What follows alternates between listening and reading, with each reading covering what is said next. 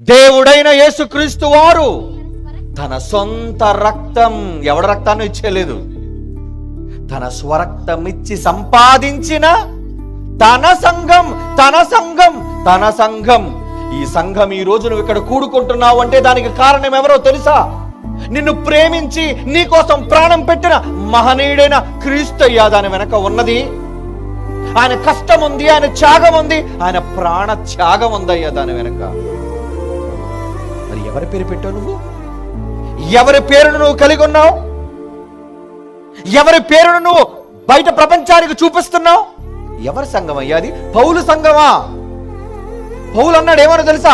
నా పేరు ఎందుకర్రా పెట్టారు మీరు సంఘానికి? నా పక్షాన్ని ఎందుకర్రా మీరు అంటున్నారు?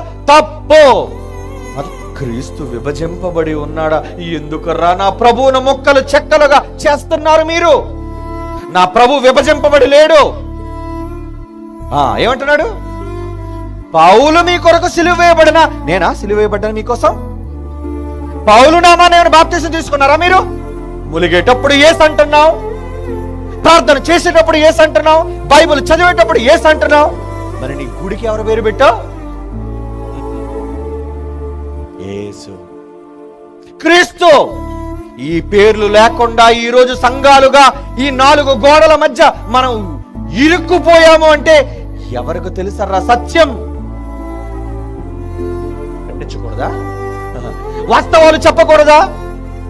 సత్యాన్ని చెప్పేటప్పుడు ప్రతిదీ ఇబ్బందికరంగానే ఉంటుంది, కానీ మీరు మెత్తని హృదయాలతో స్వీకరించండి అర్రా. నా పేరు పెట్టమని నేను చెప్పటం లేదు కదా, వ్యక్తుల పేర్లు పెట్టమని నేను చెప్పటం లేదు కదా, నీకోసం ప్రాణం ఇచ్చిన యేసు పేరు పెట్టమని చెప్పడం తప్ప?